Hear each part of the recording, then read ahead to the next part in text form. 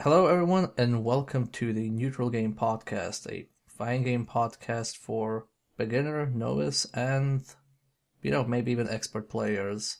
I'm your host, Miodrag Kovacevic, aka Real Soviet Bear, and with me is my co-host, Six Detmar. I'm your expert novice. How's it going, folks? So today we want to talk about a different type of game that kind of falls into the fighting game genre, but may not be apparent at first, and that is the latest of Mario's non-super outings, Mario Tennis Aces. Indeed, it's really refreshing that there's finally a Mario game made exclusively for people like me. It's asexuals only. Perfect. So aside from that, um, who else is this game targeted to? Well, it is kind of targeted at people who want a more competitive style of tennis game. They're not like there used to be more tennis games being made like Top Spin and Virtua Tennis, and those have kind of all fallen by the wayside. But Mario Tennis is still sort of trucking, and with Mario Tennis Aces, they're adding a lot more competitive style mechanics that haven't really been present in previous games that make it a lot more like a fighting game.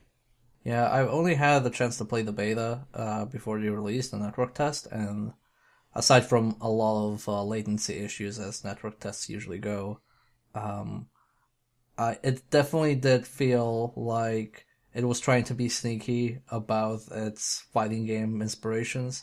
hmm it's interesting because I feel like not only are they sort of trying to sneak it in, like add the depth gradually and be like, oh, like well, there's this mechanic, well, there's this mechanic, and sort of, as you say, sneaking it up on you that it is kind of a fighting game. There's also like they give you plenty of options to be like, and hey, if all this scares you, there's just a mode where you just swing the racket and it's fun.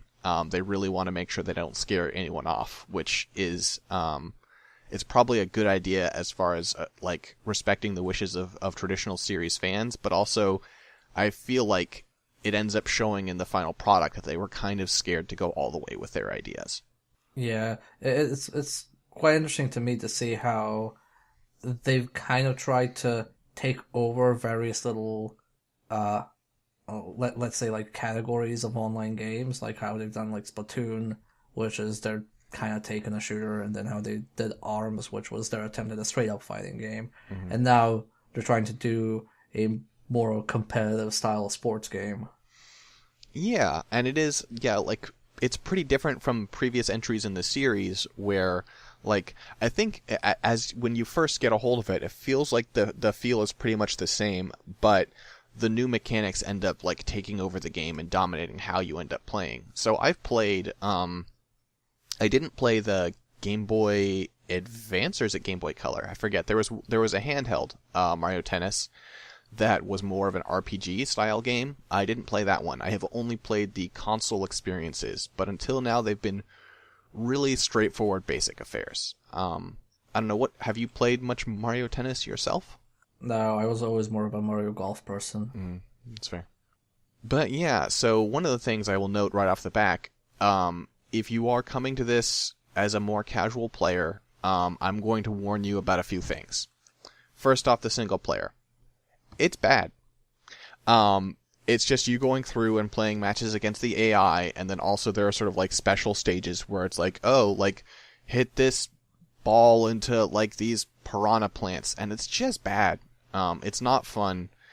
It is the only way you unlock some stages that you use in multiplayer, but also all the stages you unlock are the ones that are like really gimmicky, lots of stage hazard stages. So if you get serious into the game, you're not going to want to play those stages anyway. Um, Oh, so there's no story mode, no. there is a story mode, but the story is just like there's an evil tennis racket. Beat the evil tennis racket. Really, just that? Yeah, no, it's possessing people, so you've got to be good at tennis to stop the evil tennis racket. Wow. Okay. It's really it's pretty worthless, frankly. It's good at teaching you the mechanics of the game. It has a little like some decent tutorialization of the early stages, but it's really not fun. So I would maybe like play enough of it to get a hang of how the game works mechanically, and then I would just stop playing. I have nowhere near close to finished it because it's just not fun. Yeah, it almost tragically sounds like a standard issue fighting game story mode. Yeah, no, it's funny that they've gotten as they gotten closer to being a fighting game. Apparently, that comes with getting worse at making a single player experience. And actually, along those lines, also playing against the AI is kind of worthless, even in a one-on-one, like free play setting, because the AI is just it has the fighting game problem, right? Of not knowing how to make the AI engagingly difficult. Like you'll see them pull off shots that make no sense, but for the most part, they just they have really obvious weaknesses you can exploit, like hitting the ball to the other side of the court. They will often just not hit it. Or if a rally goes on long enough, they'll just stop swinging and let the ball go past them. And they don't have any difficulty settings that I've found. They're just really dumb, and you will very quickly be able to beat them without losing a single point. Okay, so it sounds to me like the meat of the game is actually the multiplayer. Absolutely. So one thing they did include, just to give a more of a toss to more to people who don't want to go into that real competitive side of things, there's a mode called Swing Mode, which is basically the tennis from Wii Sports, only they've also got a few more like gameplay options, where the game can recognize different types of swings: a topspin, a slice, or a flat. So it's not just hit back and forth, but otherwise, your character moves themselves to the ball, and you just swing the Joy-Con, and you hit it as if it were a tennis racket. And it's just a very straightforward little party mode. Other than that, there's the ranked equivalent is tournament mode, which is kind of an interesting thing where the game, whenever you match in, it just sort of generates a bracket of 16, and whenever you hit match, it matches you with someone else who is not if you're at the beginning of the tournament and you hit find match, it'll find someone else who does not have any wins yet, right? And then if you advance to the next round, it'll be okay, I'm going to find someone who's on a 1-win streak. And then you go to the next stage, I'm going to find someone who's on a 2-win streak. And so it just constantly generates brackets for you, single elimination style for you, which is an interesting approach.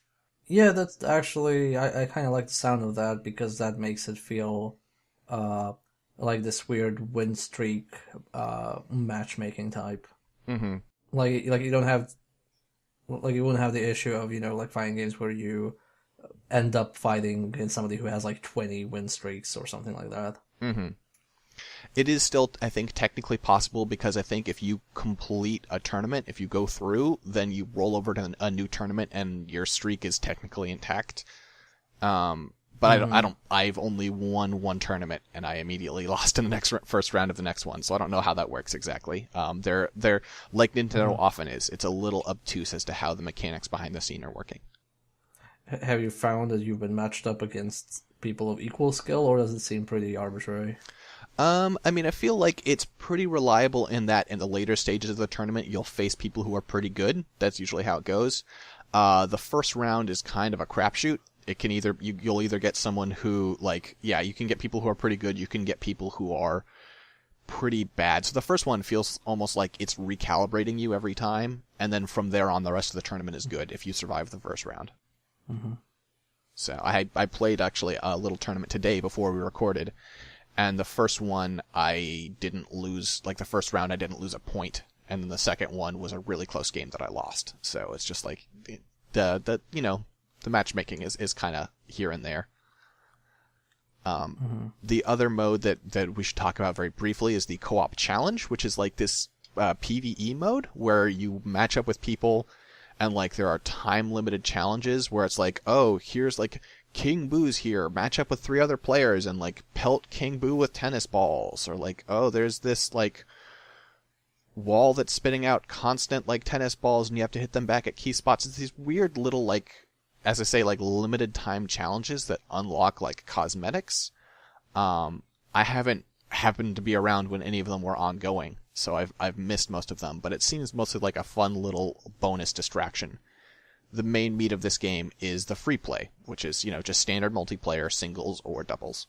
So how have you found yourself playing mostly the free play mode compared to tournament mode? Yeah, and I've mostly ended up playing with friends, because matchmaking for free play is just, I mean, it's just who can you find that has a good connection, right? Like there's no risk, there's no consideration of skill or rank in free play, and so it's just such a wild variance that you might as well do tournament if you're going to play truly solo. Mm-hmm. So how does it feel to play the actual game? Like we've gone over how it's all framed in terms of story and gameplay modes, but how does it actually work, and why did we decide that it's very similar to a fighting game? So they actually give you a whole lot of options as to like in moment to moment what kind of plays you can make, and that's a big part of why this game ends up feeling more like a fighting game. So to start off with, you have basically 5 types of regular shots. You have a top spin, which is just a regular forehand stroke, right? You just hit the ball forward. You have a slice, which is going to be a backhand swing and has a little bit more curve to it. You've got a flat, which is just like a really fast, straight shot. A lob, which is sort of a big arcing overhead one that goes deep. And a drop shot, which is hitting it like short and shallow. And so with these, you can do some like forward and back and left and right mix-ups. I think drop shot is definitely new to this game. Topspin, slice, and flat were definitely in the previous ones, and I think lob was basically random if you got a bad hit. Whereas here, lob is more of a tactical choice if someone's playing too close to the net. But with that basic set of moves, it's not really enough. Like slices counter topspin counter slice, flats counter each other. Lob and drop shot are obviously opposed, but that's not really that deep right there. Where you get more complexity is in when you bring in special shots. So you've got a meter in this game, like a super style meter. You build it up by doing charge shots and trick shots. Charge shots are when you get to where a ball is going to land early. You have a little time to sort of wind up, and you'll hit it harder and gain some meter. And trick shots are an interesting new mechanic where if you are a distance away from where a shot is going to be, you can do a trick shot where you the animation depends on the character, but basically you do often a leaping flip into range. It's sort of this elaborate move that requires you to be away from the ball, and you sort of with good timing leap over to it and hit it over and gain a bunch of meter. And this game really quickly becomes about meter management because you have 3 things you can do with meter. 1, you can basically do bullet time. They call it zone speed, where you slow down the game and have time to run around and react to shots that you ordinarily couldn't. You have zone shot, where you can precisely aim a shot to any specific point on the court and fire it really fast. And then you have supers, which are just really powered up zone shots. So essentially, it's a build-up meter, and then who will start using the meter first. Yeah, it really, meter management is really the name of the game. The mix-ups you can do will get you points here and there, but the more you play the game, the more it just becomes about meter, because you want to build up meter faster than the other person. You want to spend supers once you get better at the game, you can counter supers pretty reliably if you've got enough meter to go into slow down and run in front of them. You have to have good timing when you swing at a super, but it's still very doable, very consistent once you practiced.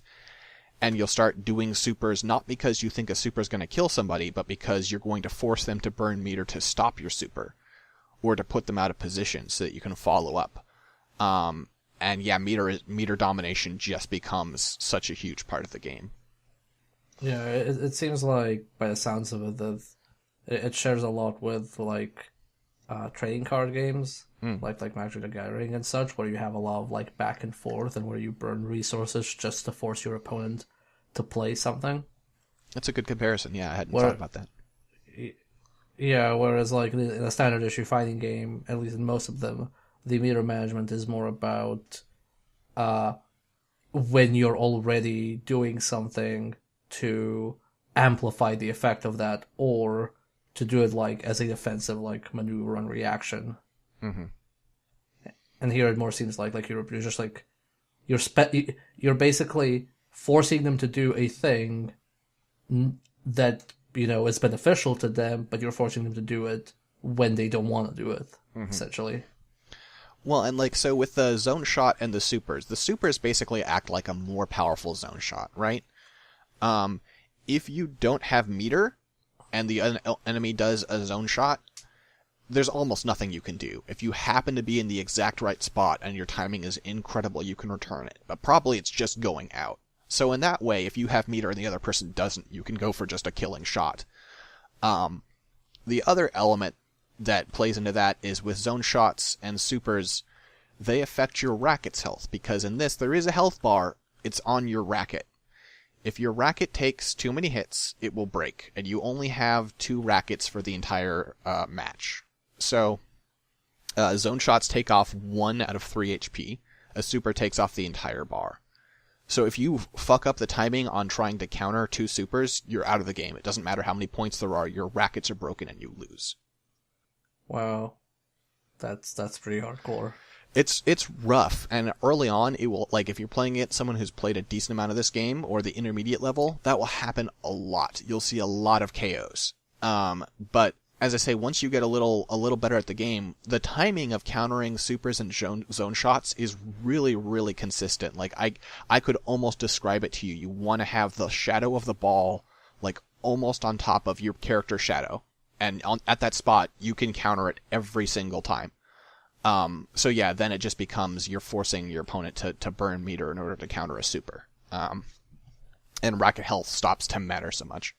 Does it kind of make the higher level play seem more boring? Because, like on a surface level, I would assume that you being able to deflect, a super, or a zone shot at the risk of your racket health and succeeding, like, would lead to, Evo-style moments, where things like, you make a comeback, you do something like where you were at a disadvantage, or does it make it just turn the high-level play to just a back and forth with meters? It kind of turns into a back and forth with meters. You're going to get, like, especially at the start of games when no one has meter, you're going to get huge rallies. Like, you're going to get, like, 40, 50 shot rallies, where people are just going back and forth and back and forth and back and forth, because it's not hard for a regular shot to get to it unless you've fucked up on a previous shot, or unless you tried to charge too much and were in the wrong spot. So you get these huge rallies where people are building up meter, and then it just becomes a meter war, and it is definitely less interesting. I feel like the intermediate level is where this game shines the most, and they have made some advancements of this. Due to some patches, they've made the game play a little bit better at higher levels. Especially because earlier on, there were character balance problems. Where you'd have certain characters, like Chain Chomp or Bowser Jr., who could, they're a type of character, we'll get into the character differences, but they're a type of character called defensive, who basically just had a better range, as far as, like, if you hit the swing button, how far away the ball could be. And it was just impossible to get anything past them. Mm-hmm. So yeah, it definitely turns into this meter management game. The most consistent way that I've found to score points when you're just, like, at a stalemate and both people are really good is you do a super and they'll block it, but even in blocking it, they're knocked way back, and then you do a drop shot and they can't get there in time. And that works like 90% of the time. Mm-hmm. I kind of wonder whether this is an issue that high-level sports games have to deal with, or is it just like the nature? It's just like this game that struggles with it. Yeah, I don't know. This is the first time I've gotten into those. I would like the higher. I'm not going to say the highest level. I mean, they have had Mario Tennis Aces tournaments. I doubt I would hang in that crowd, but I'm pretty good at this game. And yeah, seeing what the game becomes is definitely a little discouraging to me. Mm-hmm. So what you mentioned that there are differences between characters. Mm-hmm. So what are the differences between characters, and why is Waluigi the best or the worst?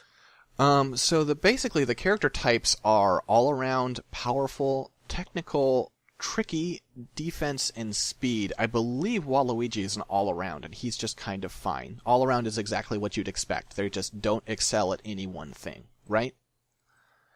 Powerful type characters are a little slower, but when they hit the ball, they hit it harder, which means that if you're receiving and you're not powerful type, you're going to get sort of knocked back by receiving a strong shot. And so powerful characters only really want to play one way. They want to hit the ball really hard right at you and then follow up with a drop shot, because you'll be knocked too far back and won't be able to receive it. Technical characters seem like maybe the worst type in the game. Because their ability is just that they can aim really precisely with their shots, which doesn't matter at all. They can be really particular with their placement, but like, who cares? It's that the court isn't big enough for that to make any kind of difference that I've seen. Tricky characters seem like the second strongest type, because what they have is their shots can sometimes have some really wicked curve on them. Boo, especially at launch, has like a slice where he hits it, and it goes basically like from where it starts to where it ends is close to 90 degrees. It basically just takes this huge ass turn. And if you're not expecting it, it can be really devastating to try and return that. It's interesting because they're adding characters over time for free, and one of them was the squids. What are they called? Ink, whatever. You know what I'm talking about, like the white squid guys. Yeah, the white squids from the old Mario underwater sections. Yeah, so they added him, and his slice actually it's kind of an inversion of the usual thing where his slice goes almost straight, and his top spin is just this bananas curvy piece of thing. It's a little ridiculous. Defensive, as I mentioned, is the strongest type in the game. At least last I checked, they have patched a little bit because they just have a larger range. If you are not close enough when you hit the return, like to swing, obviously if you're way too far, you'll just swing and miss. If you're not quite close enough, you'll do what's I don't know if there's a proper term for it, but basically like a bad return, where you can tell the arc of the ball, it's moving slower, it doesn't have a colored trail, and it's just like your opponent's just gonna knock it back devastatingly. And also you have a lot of it's really unsafe. You're stuck in that animation for a while. Defensive characters just have a bigger range where it's really hard to get balls past them, and it's really hard to make them do bad shots. They tend to just return everything normally.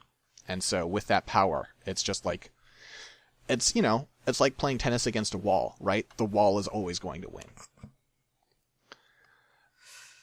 And then finally, see, this is where I think this game fails. They should have made it so that you're playing against a wall, but you can like hit the ball so hard it breaks the wall. That would be good, and there's sort of a concept of that in with power characters knocking them back. They can sometimes get the best of defensive if they do a power, like a charge shot. But even then, they're still usually going to get whittled down by just the wall that is a defensive character. And then speed characters are, I would say, the second worst type, because they have, their thing is that they have really fast movement speed, but not that fast, and it never really matters because, again, the court isn't that big. You're not running a marathon. It's not that hard to get to the ball. So it kind of feels like an irrelevant trait. So from what you've described so far, it seems like the court is small enough to invalidate a lot of, like, advantages certain characters may have, like speed, but small enough that you can just be slightly pushed, and then the opponent will follow up with a drop shot, and you can't do anything about it. Well, the thing that's interesting is it is a real tennis court, right? And like a real tennis court, like there is the regulation size is the regulation size, but there is no limit to how far behind it a player can go, right? I mean, there is technically, there's a crowd back there, but like the ball only has to bounce in that area, and if they knock you back, they can knock you 10, 20 feet away from the regulation area. So the problem isn't that the court's too small, it's that they knock you away from the court with a really powerful shot. It's kind of just this problem of like, you have a regular tennis court designed for human fucking beings, and you have these ridiculous Mario characters in it who have exaggerated abilities. So it's more like the area they need to hit to win is like too small, and the area where you need to be is too small, but also your opponent can push you far out of the area where you need to be. Yeah, I would say that's accurate. Is there's a pretty large chunk of space that you can be pushed into that is just irrelevant to getting anything done. Yeah, it sounds like something like, so far it sounds to me like this is a game where you can have a lot of fun at a low level, and then you can, mess around with friends, but then if you want to try, like, get into it more seriously, it starts showing its, like, design flaws and issues. Mm-hmm. And I'm optimistic about changes. When the game first came out, there was a tournament, I believe it was at EVO, it was a side tournament. And I believe the person who got third place in that tournament, after the tournament was over, he played Bowser Jr., and he grabbed a mic, like, from the announcers, and he said, "This game is dog shit. I spent this entire tournament just doing trick shot with Bowser Jr. Y'all are idiots." And then he threw away the mic. So there are perhaps some problems with the game. And I'd like to think they're addressing them, but also this is Nintendo, and I don't know that competitive play has ever really been their priority. I mean, so far, it seems they needed, like, a decade or more to get around to the idea for Smash, so I'm not really sure how far they want to get into it with other games. Yeah. Like, I almost feel like they are afraid of a game getting a competitive reputation. Yeah, that's fair. If that makes any sense. And I do think, this game makes, like, I still enjoy playing this game. It has a really solid, like, first impression. It stays fun for hours. It's just once you get really competent and you play someone else who's really competent, you'll be like, oh, okay. And it starts to become really matchup dependent in a way, where basically it's like, if you're a defensive character, the only thing that can beat you is a powerful character, or sometimes tricky characters can win with unexpected, like, surprise curves, and everyone else is just kind of playing an inferior game. Yeah, like, this, like, while you're talking about all this, like, mirror management and the way the game plays, the thing that comes to mind the most to me is Puyo Puyo, of all things. Because how Puyo Puyo works is you're kind of stacking up the setup so you can start sending, like, junk to your opponent's side of the field. And for those who don't know what Puyo Puyo is, it's essentially a puzzle versus game where you match colored slimes. So what this reminds me of is, like, in Puyo Puyo, like, you're kind of, like, have this setup, and you're waiting to just, like, turn it on and start making a combo. Meanwhile, if you start doing that, then your opponent has to start triggering their combo so they can counter your combo, so they can, like, negate the junk they're trying to send them. And then while the opponent is negating, then you're setting up a new setup to counter your opponent's attempt when they get to it. So it seems like this is on a very high level, the same back and forth, but, like, on a very low level, it seems like it kind of falls apart and becomes more samey. Yeah, and it's also, like, Puyo Puyo, okay, I'm not an incredible Puyo Puyo player, but it takes some like skill and some intelligence to put together big Puyo Puyo combos. You have to sort of see the board and see how things are going to combo together. It's not that hard in Mario Tennis to go to the spot where a star is on the ground and hold down A. It's just not that hard. Yeah. So I feel like getting to that high level is not, like, a particularly long journey, to be honest. And the one more thing I want to say about matchup stuff that is kind of disappointing, is you get the supers and you're like, okay, like, the first super I ever saw was Boo's super, right? And Boo's super, like, creates, like, like 7 tennis balls and it hits them all at once, and you're like, oh man, like, I guess I'm gonna have to figure out which one's the real one, right? As soon as the racket hits it, all of them disappear. Or, like, Mario's, like, he, like, lights the tennis ball on fire and smacks it at you, but then the tennis ball, as soon as the animation ends, is just a regular tennis ball. It seems like they were working on making supers distinct, and they just canceled that plan, and every super works exactly the same way. Oh, that's disappointing. Because, yeah, they all have these unique animations, and in practice all it is it's hit very fast to a specific spot. Hit ball very, very hard. Yeah. That's my super move, is I hit it hard. Normally I just sort of hit the ball, but now I'm a like big hit it. Yeah, it's like those. It's like a Street Fighter. All the supers were just like Hadokens, only the fireball is bigger. Yeah, yeah.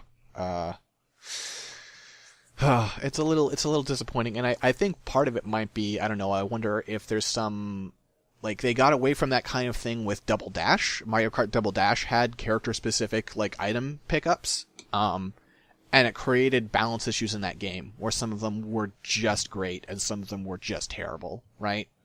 And I wonder if they just decide, like, they were working with it and they're like, no, we don't want to bother with this. By the way, if you play Double Dash, put Peach or Daisy on your cart because the heart barrier is insanely good.